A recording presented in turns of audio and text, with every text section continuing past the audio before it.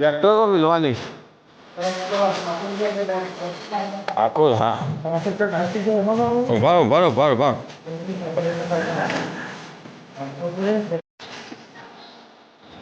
એ આપી રહ્યા હું ઊભું પેલો હોવા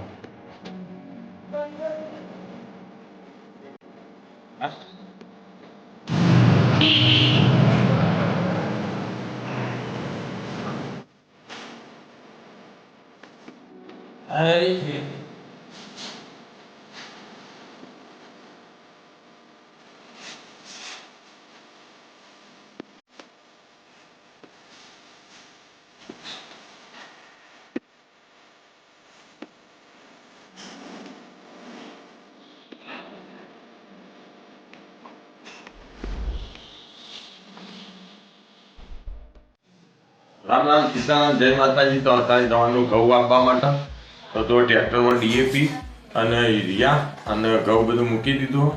તો અમે જઈએ કલ્ટી બલ્ટી ભરાઈને પછી જવાનું ખેડવા માટે ઘઉં આપવા તો લેવડો આજુ સાગરદાન લાવી દીધું અત્યારમાં અને અમે જઈએ ઘઉં આપવા આટલે તો ભૂલા કીધા તો કે ચલા ફુલાવન મિક્સ શાક ખાવું પડે એ શાક લેવો તમે બીજું લીધા હા તે મારા ચો બનાવવું આપણે બનાવવાનું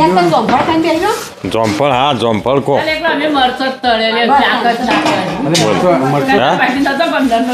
જોમફળ નો ભાવ તીના 500 જ છે કે અને કાચો જમફળ થઈ શાક બનાવો ના હોય જો તમે કાચો જોમફળ નું શાક બને કાચો જમફળ શાક થાય હા બધે મટી જાય લાડવા લાડવા અરે લાડવા અલે આપણો અરે લાડવા લ્યો 500 વ્યાજબી હાલ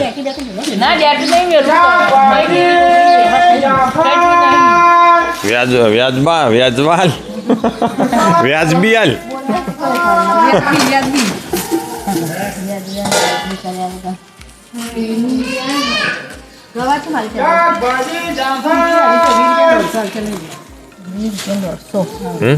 ગવાર 20 રૂપિયા 150 ગાજર નું શાક કરો હે મજા આવો હા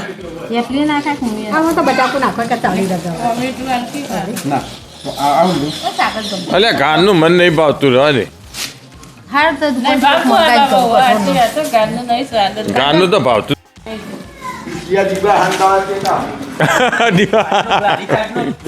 લારી કાઢ લે લારી જવા દે ભાઈ હો 1 કલાક થયો હોય તો નહેરી જઈએ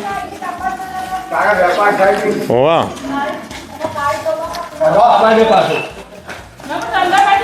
સમજુ ભરજો હો ભાઈ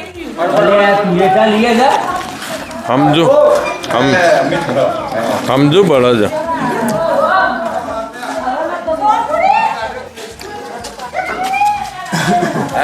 મારતો નહીં અરે ના હોય એવું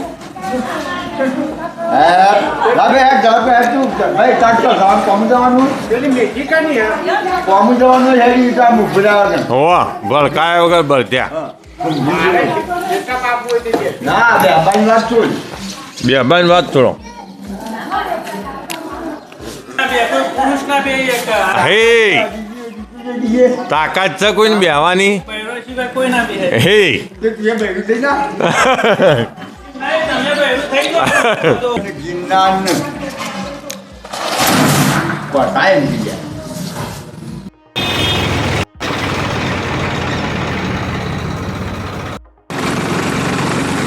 આવી ગયા આપણો ખેતરમાં જો આ પેલા ખેતરમાં અમારે ઘઉં આપવાના આ ટ્રેક્ટરમાં ઘઉં ખાતર લઈને આવી ગયા તો આમાં ઘઉં આપવાનું ચાલુ કરીએ પહેલાં ઘઉં પૂંખીએ ડીએપી પૂંખીએ તો આ ખેતરમાં અમારે ઘઉં આપવાના આ ખેતરમાં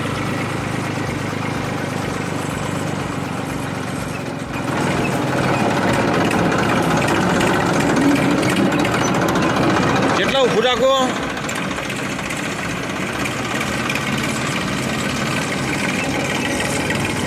આની અંદર ગવાનું વાવેતર કરવાનું.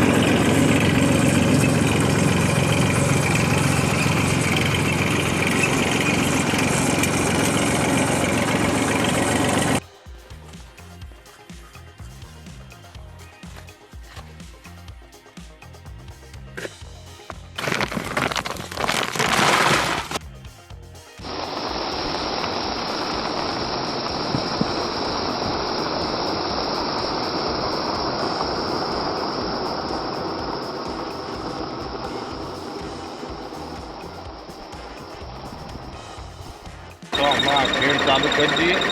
ગૌ કૃષિના ખાતર ડીએપી પૂંજ્યું અને આમાં જો ખેડવાનું ચાલુ કરી દઈએ.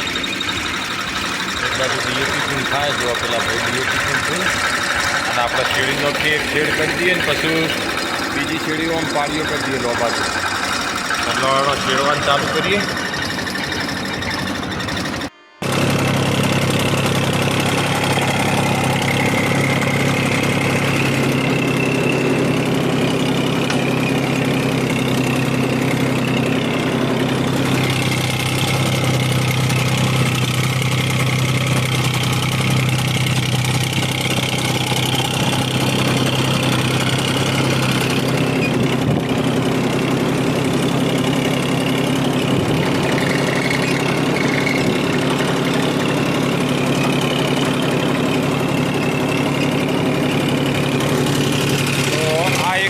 કરી કાઢી અને પછી ઊભી શેરડી પાડીઓ કરી દેવાનો ડાયરેક્ટ. તો અત્યારે હાલ એક શેડ કરી દઈએ.